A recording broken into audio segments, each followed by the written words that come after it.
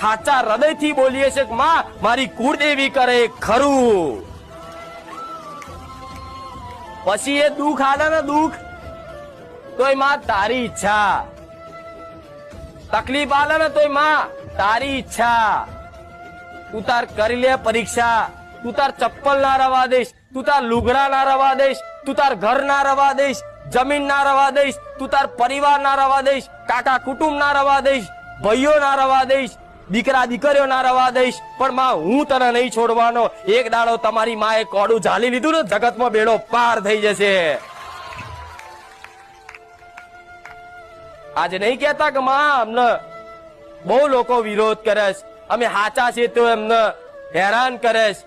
અમારું મન નહીં રાખતા, કાકા કુટુંબ હોમું નહીં જોતું, બોલાવતું નહીં, પેલા અમને બધું બહુ સારું રાખતા, હવે કોઈ રાખતું નહીં. તો એનું કારણ છે કે તમારી માં છે ને એના શરણમાં લઈ જવા માંગે છે. એટલે